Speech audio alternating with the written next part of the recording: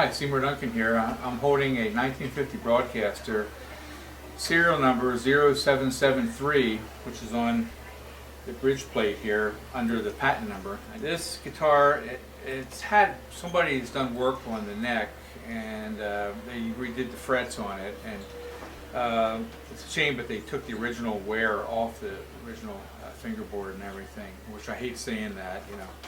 And it looks like they put new tuning keys on it too, and a new string guide, string retainer. But the pickguard here looks like it got hit with something, and it got cracked down here, which is a shame. It's an old phenolic pickguard. And then it has the old brass bridges, and it has the original ashtray, which would go over here. And this is how the guitar looked when it was in the catalog and when it was sold. The ashtray was put on here. It did a couple things. So you wouldn't mute the string, so you wouldn't hit it or stop the string vibration by accidentally hitting it with your palm, but a lot of guys like hitting it with their palm. And also, the steel plate also changed the magnetic field of the bridge pickup. And if you listen to Albert Collins, he gets a very unique tone out of his because he still uses the bridge plate on his old 59. It was an Esquire converted into a two pickup Telecaster that had a humbucker in the neck position.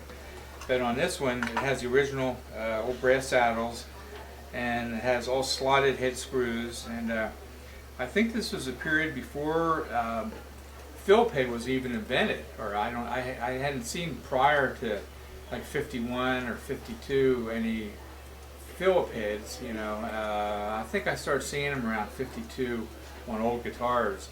But on the early Broadcaster and the early Esquires, they all had slotted head screws, and they had the big knurled knob, which was very great for guitar players like Roy Buchanan, Danny Gatton, when they would play their old tellies.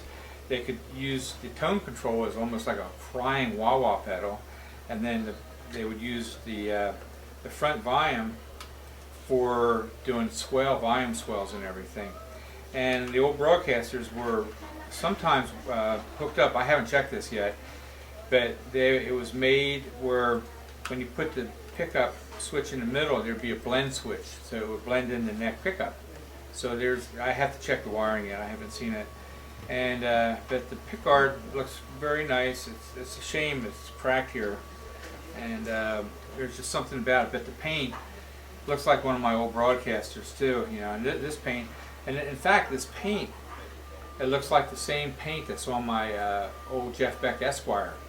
And I'm thinking the old Esquire could have been painted in 1950, and then there could have been some flaws with it, and then it was made later, like 53 or 54, and they would have said, "Oh, here, this is an inexpensive guitar," or whatever. They may have used this old Broadcaster body because they had it sitting around because it had a paint flaw. But it looks like the same color of paint on this one, and the same. Boy, I mean, it looks so identical to the old Jeff Beck guitar. And see how it's worn in here and everything. It looks like just the same look as the old Jeff Beck Esquire. So I'm going to do some more checking into that. But it's in the Rock and Roll Hall of Fame now, so I can't really look at it that close. I have photos of it, which is pretty neat. But yeah, unique guitar. The original pickups had ICPC, and he gave them to me in a bag. So I just repaired them, and I made them. I did a real nice hand winding on them. And these are wound a specific way too, so I did a nice winding on them, and I'll be putting them in, and I'll be using this over the weekend. Anyway, there we go. Thank you guys.